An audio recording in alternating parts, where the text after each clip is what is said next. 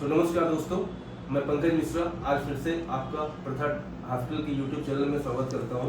आज हमारे साथ स्टूडियो में doctor Ajit Kumar Rao DM gastro हैं और मैं आज डॉक्टर साहब से फैटी लीवर के बारे में बात करूंगा।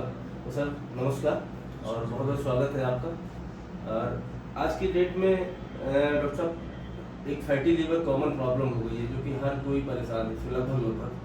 तो इसमें सर लोग को घबराहट होती है, करें क्या ना करें और क्या करें, क्या परहेज करें सर, इससे बचाव के लिए क्या तरीका है?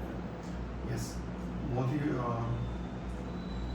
ऐसा टॉपिक आपने चुना है पंकज जी, जो कि बहुत वाइब्रेंट टॉपिक है। बहुत लोग इससे चिंतित हैं, ग्रसित हैं जी।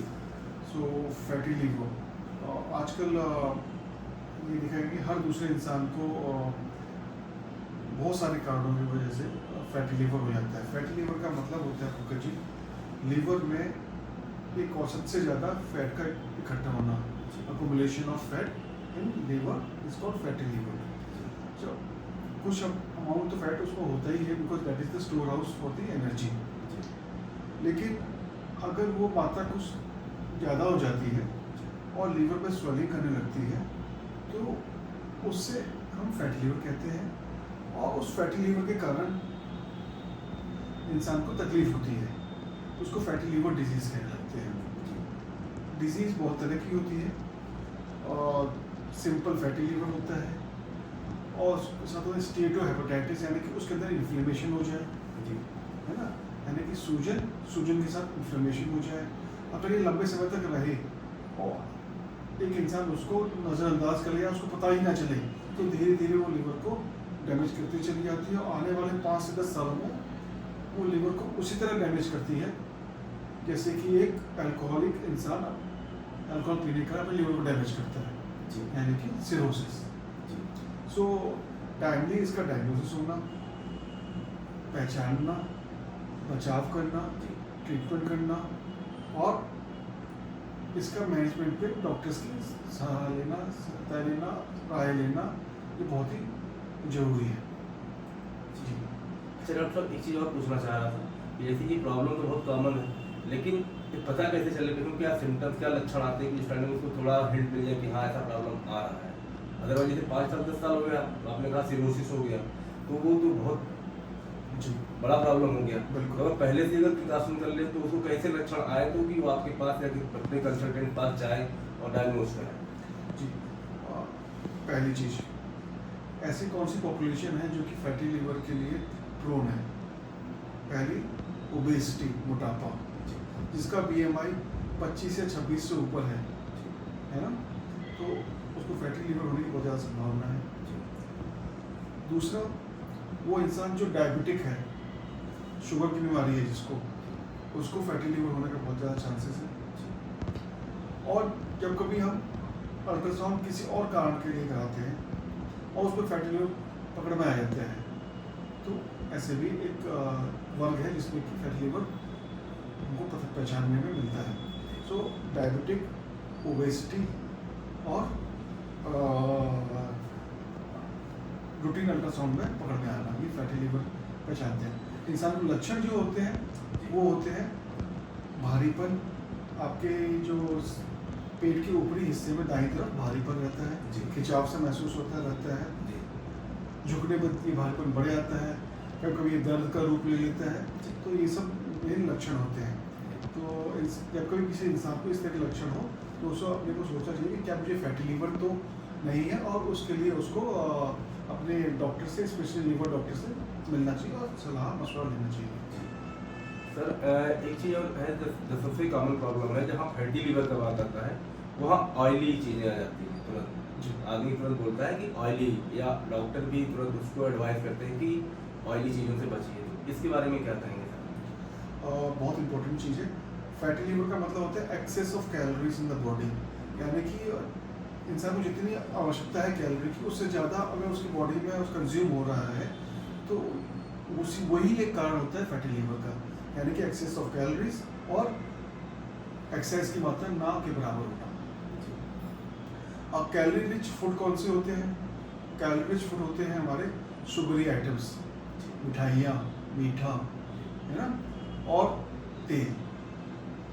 तेल ऑयल बहुत इम्पोर्टेंट है, because it is a very calorie dense meal. कितना ऑयल खाते हैं, कितनी मात्रा में खाते हैं, है ना, ये सब डिसाइड करता है कितना आपके अंदर कैलोरी जा रहा है और क्या और वो फैटी लीवर को पनपने में बढ़ने में मदद कर रहा है।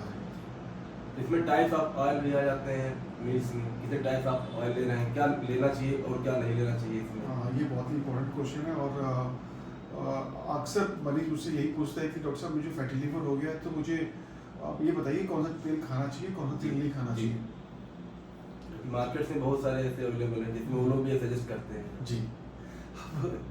अब ये तो बहुत ही वाइड क्वेश्चन जाता है, लेकिन ये देखा गया है कि साइंस में अगर तो दो तरह के ऑयल होते हैं, एक होते हैं कि सैचुरेटेड ऑयल्स और दूसरे होते हैं अनसैचुरेटेड ऑयल्स। सैचुरेटेड ऑयल्स का मतलब होता है कि वो जो चीज़ ठंड में जम जाए, ठीक है ना, उसको हम ज़्यादातर सैचुरेटेड ऑयल्स बोलते हैं जी। और जो ठंड के मौसम में ना जमे वो अनसैचुरेटेड ऑयल्स होते हैं जी। अब सैचुरेटेड ऑयल्स में ज़्यादातर जो आता है वो डालडा, घी, है ना, ये सैचुरेटेड ऑयल्स में आता है। अनसैचुरेटेड में ऑयल्स या एनिमल फैट, अनसैचुरेटेड ऑयल्स जो दो प्रकार के होते हैं, वो होते हैं कि मोनो अनसैचुरेटेड ऑयल्स, जिसको हम लोग मोफा भी बोलते हैं, monounsaturated fatty acids, because oils are made up of fatty acids, तो मोफा बोलते हैं, या फिर पॉली अनसैचुरेटेड फैटी एसिड्स, जैसे पूफा बोलते हैं, मूफा एंड पूफा। तो जिसमें अनसैचुरेटेड ऑयल्स या फिर पॉली अनसैचुरेटेड फैट्स ज़्यादा होते हैं, वो लिक्विड रहते हैं सर्दी के मौसम में, वो लिवर के लिए सेफ होते हैं। वैसे देखा पंकज जी, किसी भी तरह का ऑयल चाहे सैचुरेटेड हो चाहे अनसैचुरेटेड हो या अनसैचुरेटेड हो, वो अधिक मात्रा में लेना लिवर के लिए नुकसानदायक है, इवन वो दिल के लिए नुकसानदायक है और पूरे शरीर के लिए नुकसानदायक है, ठीक है ना। तो ऑयल तो वैसे ही कम रखना चाहिए खाने में, अगर ऑयल डालना भी है तो अनसैचुरेटेड फैट्स लेना चाहिए। जी, बढ़िया जानकारी दी आपने सर, थैंक यू। और सर इसमें जैसे बहुत से लोग हैं जो आसानी से सबके घरों में मिलती है, जो बोला जाता है कि हम तो ये खाते हैं, जैसे उसमें एक मस्टर्ड ऑयल हो गया सर और दूसरा हो गई घी सर जी। तो ये इसको ऐसे अमूमन लोग सबसे सेफ मानते हैं कि हमारे घर में मिलती है, इसके बारे में क्या कहना चाहते हैं सर? अच्छा, इसका जवाब देने से पहले एक चीज़ और मैं आपको बताना चाहूँगा कि आज के यंगस्टर्स जो है बहुत सी ready to cook process foods खाते रहते हैं जी, है ना, और ये जितने प्रोसेस फूड आइटम्स होते हैं और है ना रेडी टू ईट वाले फूड प्रोडक्ट्स होते हैं, they are rich in what you call the fatty acids, trans fats जी, है ना। और ये जो ट्रांस फैट्स होते हैं ये फैटी लिवर को बनाने में, पनपने में और से एसोसिएटेड डिजीज़ को डेवलप करने में काफ़ी हेल्पफुल होते हैं। तो जो ट्रांस फैट्स होते हैं, जो सैचुरेटेड फैट्स होते हैं, उसमें इम्पोर्टेंट होता है कि जैसे चीज़ हो गए, है ना, जो बर्गर्स खाते हैं, फ्रेंच फ्राइज खाते हैं, चिकन फ्राइज खाते हैं हम लोग, ये they are rich in saturated fats, ठीक है, ट्रांस फैट्स वो काफ़ी रिच होते हैं। या फिर आप बोलो तो जैसे कि हम लोग पिज़्ज़ा ये सब खाते हैं, है ना, डोनट्स होते हैं, they are very rich in these saturated fatty acids.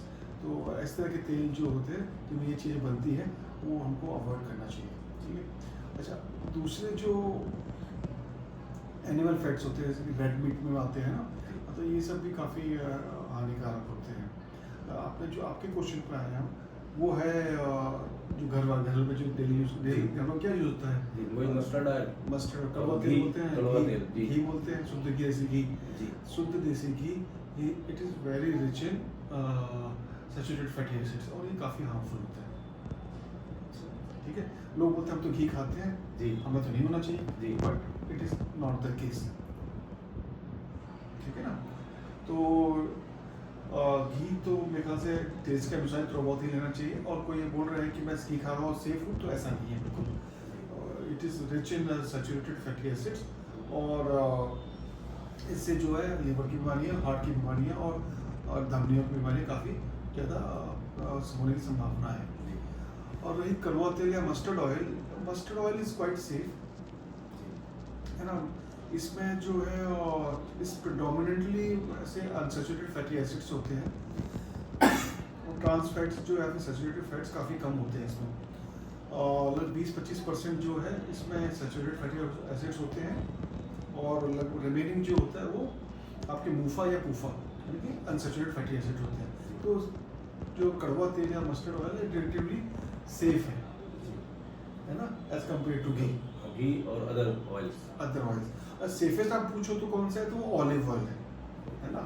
Olive oil is purely unsaturated fatty acids है इसमें और वो तेल जो है काफ़ी सेफ है, but it's quite costly also. Otherwise दूसरे आपके जो होते हैं peanut oil, it's also good. And दूसरा एवोकाडो ऑयल, ये सब भी काफ़ी सेफ है जी। और सेफ में बोले तो वेजिटेबल ऑयल्स में राइस ब्रान ऑयल भी काफ़ी सेफ है ना। और डाउन द लिस्ट अगर आप चाहें तो आप मुझसे पूछो, safest is olive oil, then rice bran oil, sunflower oil भी सेफ है, सोयाबीन ऑयल भी सेफ है, vegetables and plant products obtained oils हैं। तो sunflower oil, olive oil and rice bran oil है ना, they are quite safe. And peanut oil, groundnut oil, ये भी सेफ है। जो सेफ नहीं है वो आता है सच डालडा हो गया, आपका घी हो गया, है ना। ये सब जो ऑयल्स है और जो डीप फ्राइड फूड्स होते हैं जिसमें कि जितना फ्राई करोगे आप ना उतना ज़्यादा वो सैचुरेशन होता जाता है। Body saturation is process of hydrogenation of the unsaturated and oils too, because इसका शुरू में क्या होता है कि इनको हाइड्रोजनेट कर दो तो वो लॉन्ग टर्म स्टोरेज या ट्रांसपोर्ट के लिए भी काम आता है, वो सॉलिड बन जाता है है ना। और लिक्विड फॉर्म को ट्रांसफर करने में बहुत मुश्किल आती थी पहले जी। तो इसलिए जो है ये देखा गया है कि सैचुरेटेड फैट्स जितने भी होते हैं वो हार्मफुल होते हैं and causes the fatty liver disease and liver related advance liver disease also.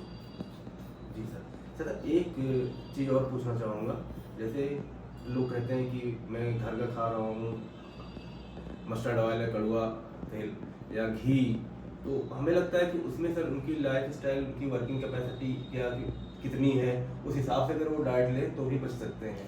Yes, मैंने जैसे शुरू में कहा कि कोई ऑयल सेफ नहीं है जी, है ना।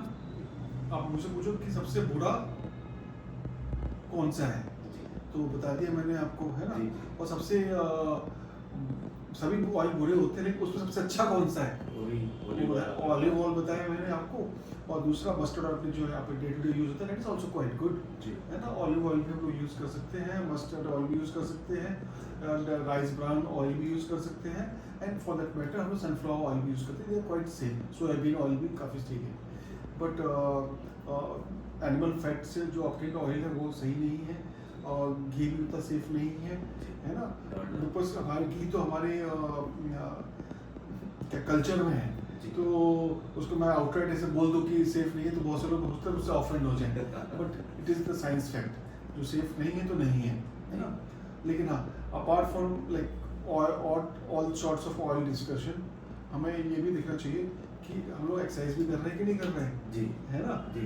बाकी हमारे शुगर्स का इंटेक कितना है हमारा, है ना। एक्स्ट्रा कैलोरीज जैसे कोल्ड ड्रिंक हो गया, हम लोग day in day out cold drink पीते, सुबह दोपहर शाम कोल्ड ड्रिंक पीते, इतना इसका एड भी होता है, varieties of cold drink available in the market.